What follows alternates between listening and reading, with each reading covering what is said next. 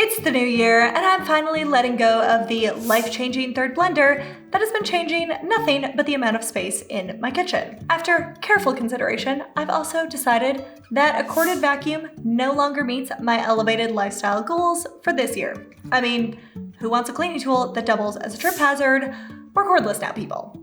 So if you're also feeling like your home, your to-dos, and your expectations of yourself, or even your subscriptions are getting a little bit out of hand, then let's declutter together. Because let's be real, half the things that I'm decluttering are probably on your list too. If you don't judge me, I'm not gonna judge you. So many of you loved my Plan With Me video where we set goals for the new year, but let's be honest, this declutter video might be exactly what frees up the space that you need to actually achieve those big goals that you have for the year.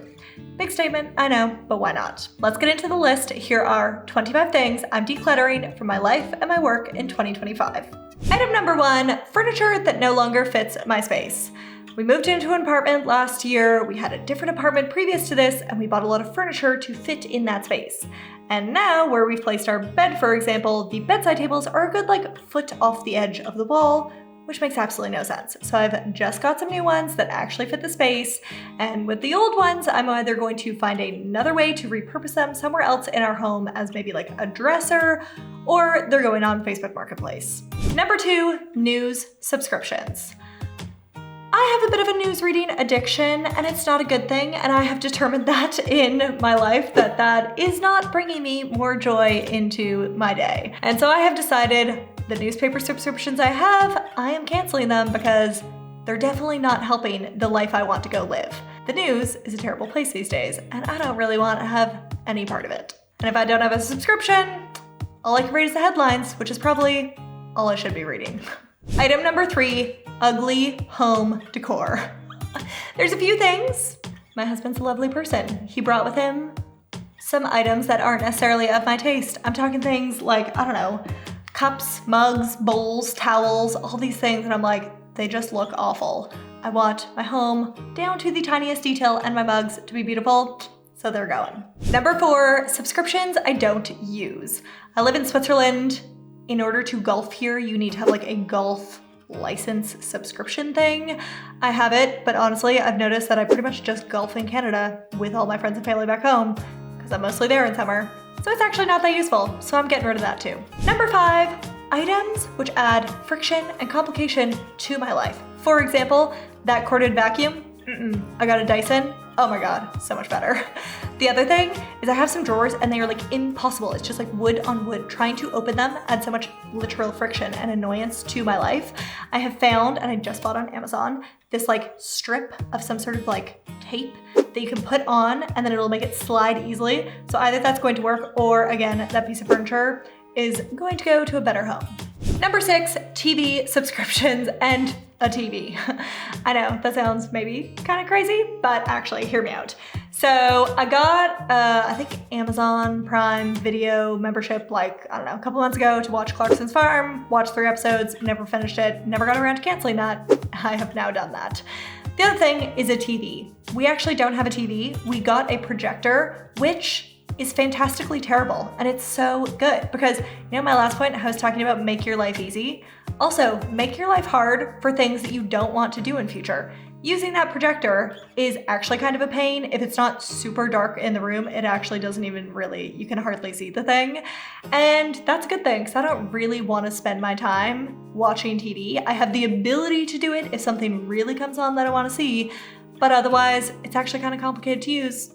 And that is sort of beneficial. Item number 7, only healthy items in the freezer upstairs. So we have a freezer in our freezer upstairs in the kitchen, and then we have another one in the basement.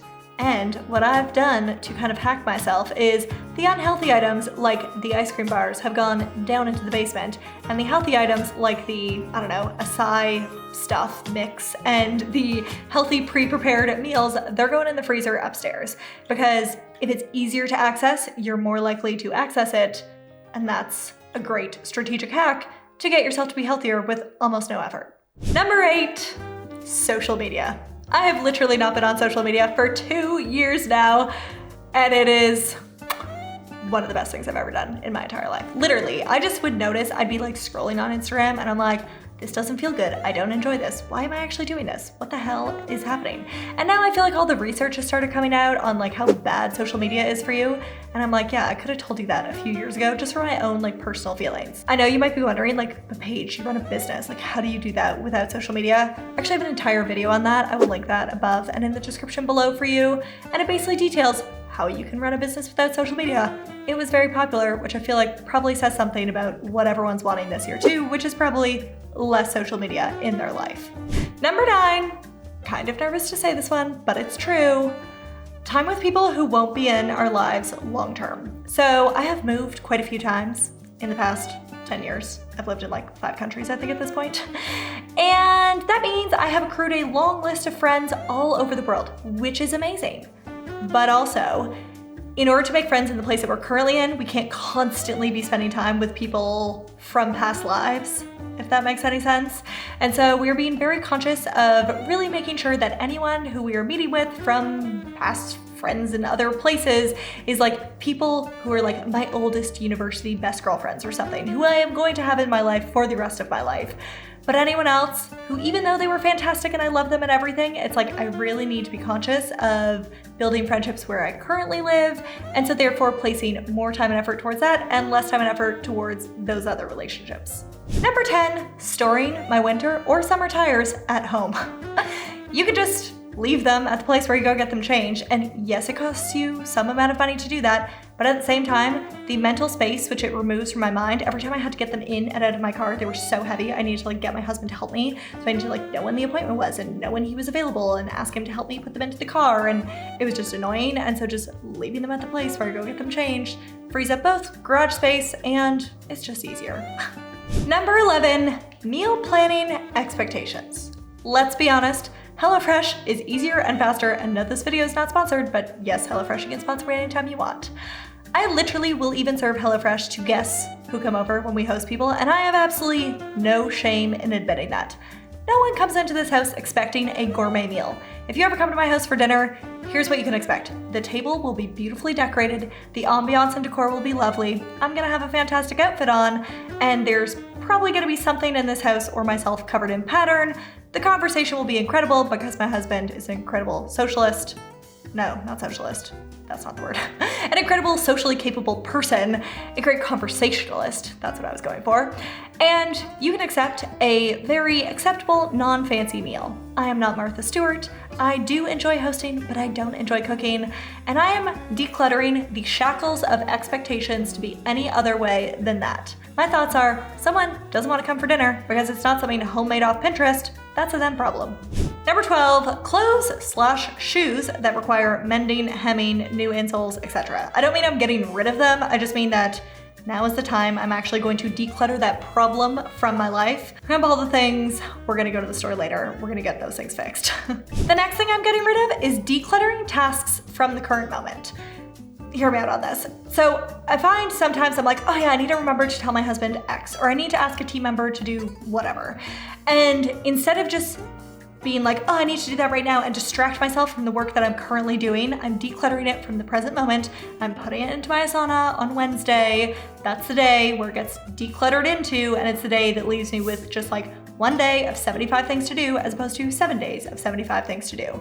So basically, Wednesdays are the days that I put all the clutter on to actually deal with the small tasks, the 75 questions, all those things. It's a Wednesday problem. Next, similar to newspaper subscription, is actually newspaper delivery. We get an automatic newspaper delivered from our house. It's our like town local news. I literally never read it. I'm never going to. I'm gonna put a little sign on the mailbox to stop that getting delivered in future. So those are all my life topics. Let's move on into the work topics. Whether you run a business or you just work in some way, shape, or form, you're probably gonna find a few of these you wanna do too. Item number 15, my website. I don't mean I'm getting rid of the entire website. I just mean I'm like minimizing the number of pages, clearing out the old pages that we don't use anymore, redesigning things that need to be redesigned, or just disabling or deleting things that need to be disabled or deleted. My website has been around for like, I don't know, 8 years, I don't know, long time, and it's just produced so much stuff in the back end in that time, which is not only not good for SEO and the loading speed, it's also just like mentally not good for me. So excited to get around to finishing my website redesign project and also clearing out all the clutter in the process. Number 16, hosting weekly mastermind calls. I used to host them in my mastermind. They were useful, but I was like, are they useful enough to take up an hour of my day and to make me need to actually organize these and be at a certain place and time every time? It just wasn't enough value for the amount of hassle that it was bringing to my life, so I cut my obligation to host those. Next one is software, which is not exceptionally helpful. There's plenty of software which I would literally never dream of getting rid of because it is absolutely necessary and I love it. But something, we used Hotjar most recently in our sale. Was it worth the $99 it cost? Maybe not. We learned a couple things and had some takeaways, but I would just say it wasn't like absolutely needed all of the time. It was useful for that one-off project, and now we don't really need it anymore, so that's getting canceled. The next bit, which is getting decluttered from work, is all tasks which are not needle movers. So I have been very conscious, and I feel like moving the needle has always been one of those things and values that I have brought to my business, and I'm very passionate about efficiency and productivity. And so I've always been looking for these things, but honestly, in our most recent sale, I found so many things that we could get rid of, which made me really happy. So in our most recent sale, we hosted multiple extra live trainings, which were probably not necessary. In fact, one of the bits of feedback that we actually got was people felt like they got so much value from the free live event that we hosted for like a week and a half that they didn't even need the course. And I was like, that's a problem. So yeah, we're cutting a few unnecessary lives in future. I also do not enjoy getting ready and pretty for an entire week and a half to have to go live every single day. We're doing a couple lives, but we're not doing a week and a half anymore. The other thing we're getting rid of work-wise in the new year is most affiliate promotions that we do. So we did a few this past year. We wanted to see in that sort of like test and experiment what our audience most wanted, what they were the most interested in, what they genuinely felt served by, and we figured that out this year. And so in the new year, we are sticking to just doing a few promotions in the new year that were really successful and that our audience really liked last year. But otherwise, we're scrapping all the other ones because if they're not really working, they're not really worthwhile doing. The next one, masterminds which don't have an in-person aspect. I have been in a variety of different masterminds over time, as all entrepreneurs probably have too. And I have just learned that for myself, a mastermind where you actually go meet humans in person is so much more valuable than just like meeting on a Zoom call. Even if those people on the Zoom call are incredible, if you don't actually know them very well, you haven't really gotten to know them, then it's kind of hard to be open and honest and vulnerable on those Zoom calls about the problems that you're having and trying to get solutions from a bunch of kind of strangers on the internet. And so honestly, I have found for me that masterminds which have in-person aspects, I can go to some sort of trip or retreat or whatever it is, you just get to know people so much better, you become genuinely good friends with those people. That is worth my time. Everything else, nope. The next one is being the middleman. I used to have a bookkeeper and an accountant from two different places, which led me to be the middleman. And I am just decluttering all of that middleman work off of my to-do list by hiring one company to do both the bookkeeping and the accounting and the taxes and everything. And when they're in the same office, they can just chat and remove that work from my plate of communicating between them completely. Similarly, I also got my bookkeeper read-only access to my bank accounts, so I don't need to every single month download the statements and send it to her. She can just access it herself. The next one, and this is so small, but honestly, these are the things that make your life feel hard. We had a really clunky system to get all of our physical receipts, so say I go park somewhere or have lunch or go on a trip and pay a taxi or something, and I have a physical receipt from it. I used to upload it to some folder in a Google Drive that was shared with the bookkeeper, but it would take like 5 clicks to do it. And if you're like, I don't know, in the middle of finishing dinner and you're having a conversation with someone, you don't really want to like pull out your phone and spend a minute trying to get the document into the right place.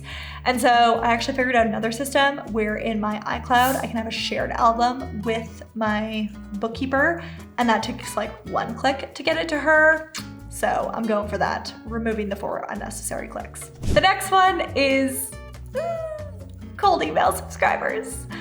So there was a couple years ago where Nathan Barry, the founder of Kit, mentioned that, I forgot exactly the details, but something had changed on the internet, and like I don't know if it was Google or if it was Apple or someone, they had changed it so that when you sent an email to someone with your email marketing system, the tracking wasn't necessarily accurate anymore on if it was opened or unopened.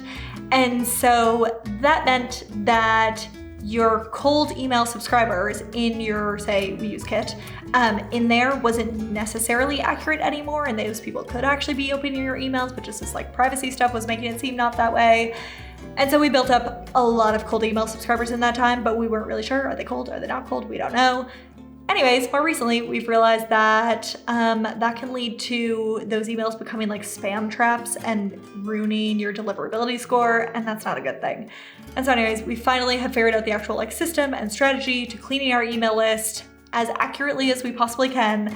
And so I'm getting rid of at least 6,000 subscribers, and that hurts my heart to say, but it's true. 24 is unnecessary emails. For example, we get like a bajillion notifications from Stripe and a ton of other places. Or also Amazon. Oh my God, when you order something from Amazon, you get like 7 emails for every freaking delivery. Why? So annoying. I'm going to actually take some time, go into those systems, change the email notification options. And if I can't do it that way, unroll.me is going to be my best friend. If you're unfamiliar with unroll.me, it basically gives you the ability to mass unsubscribe. It tells you all the things you're subscribed to, which one you would be mind blown at how much that is. And 2, it gives you the ability to just like click a button and unsubscribe to a bunch of them in like 5 seconds, as opposed to having to go into each email and doing it that way. Number 25.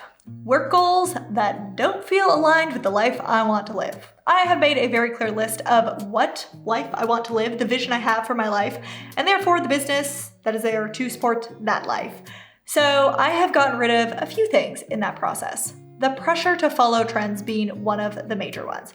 I swear every single year in the online business space, there's some new trend. It's like high ticket is the thing, low ticket is the thing, digital product shops are the thing, a membership is the thing. And I'm like, you know what? I've sold the same one thing, a course, for however many years now. And I am super happy with that model. And I don't see any need to hop on the latest trend of the new way that you should do things or the way that the internet wants it this year. No, I'm getting rid of that expectation. I'm getting rid of following those trends unnecessarily. If it makes sense for the business, I will do it. But otherwise, I'm not doing it because the internet says it's cool. Decluttering is a powerful first step, but if you're like me, you know that just clearing space isn't quite enough. The real magic happens when you fill that space with purpose and intentional goals. So if you're ready to make the most of this fresh start, then my Plan With Me video is waiting for you. In it, we are going to map out how to set goals that genuinely support the life that you want to create. No more clutter, just clear, focused direction for 2025. I'll see you over there.